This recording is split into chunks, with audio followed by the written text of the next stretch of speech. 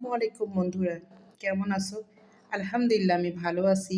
তোমরাও হয়তো আল্লাহ পাকের অশেষ রহমতে ভালো আছো। আমি আজকে তৈরি করেছি আস্ত মসুরের খিচুড়ি রেসিপি। এই আস্ত মসুরের খিচুড়ি রেসিপিটা তোমাদের কাছে যদি ভালো লেগে থাকে তাহলে অবশ্যই একটি লাইক, একটি কমেন্ট, একটি শেয়ার করবে। আস্ত মসুরের খিচুড়ি রেসিপিটা আমি কিভাবে তৈরি করলাম দেখতে থাকো। এর ঐতিহ্যবাহী আস্ত মসুরের তেল ছাড়া খিচুড়ি রেসিপি। এই তেল ছাড়া খিচুড়ি রেসিপিটা কুষ্টিয়াতে মরিচ ভর্তা সঙ্গে আলু ভর্তা ডিম দিয়ে খেয়ে থাকে। আমি আজকে সেভাবেই রেসিপিটা তৈরি করেছি। তো আমি কি উপকরণ দিয়ে রেসিপিগুলো তৈরি করেছি দেখতে থাকো। ভাবে আস্ত মসুরের তেল ছাড়া খিচুড়ি রেসিপি তোমরা আমার এই রেসিপি ফলো করলে তৈরি করে নিতে পারবে। এখানে এই খিচুড়ি রেসিপিটাতে যদি আমার কোনো ভুল ত্রুটি থেকে থাকে অবশ্যই তোমরা ক্ষমাশূন্য দৃষ্টিতে দেখবে।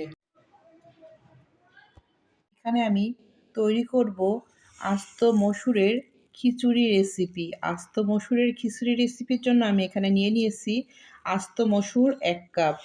এই মসুরগুলো আমি এখন সুন্দর করে পরিষ্কার করে পানিতে ধুয়ে নিব। তারপরে আমি চলে যাব মূল উপকরণে। এখানে আমি মসুরগুলো সুন্দর করে পরিষ্কার করে নিয়েছি। এরপরে আমি এগুলো প্রেসার কুকারে সিদ্ধ করে নিব, কারণ মসুরটা অনেক শক্ত হয়, চাউলের সঙ্গে এটা সিদ্ধ হতে যাবে না।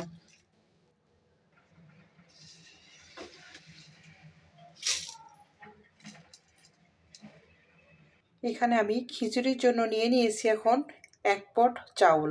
চাউলটা আমি সুন্দর করে পরিষ্কার করে ধুয়ে নেব। এখানে আমি খিচুড়ির জন্য চাউলটা পরিষ্কার করে ধুয়ে নিয়েছি। এরপরে আমি এখানে একটি পেঁয়াজ কাটা, 2টি রসুন কাটা দিয়ে নিচ্ছি। এখানে আমি তেল ছাড়া আস্ত মসুরের খিচুড়ি রেসিপিটা করব। এই জন্য আমি শুধু পেঁয়াজ রসুন ব্যবহার করছি।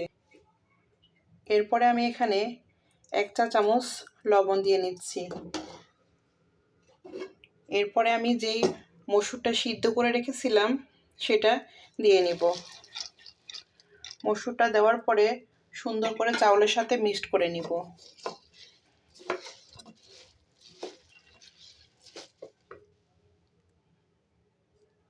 এখানে আমি খিচুড়িটা অনেক নরম করব বলে এখানে আমি পর্যাপ্ত পরিমাণে পানি দিয়ে নিচ্ছি।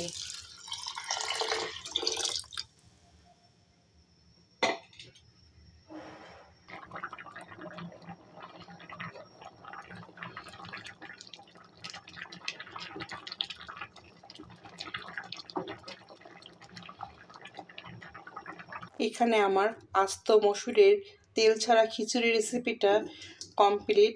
আমি পরিবেশন পাত্রে তুলে নিব।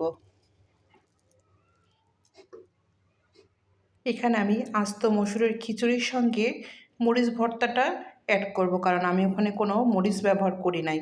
এই জন্য আমি এখানে কিছু শুকনো মরিচ ভেজে নিয়েছি, পেঁয়াজ কুচি নিয়েছি। এটা এখন আমি পরিমাণ মতো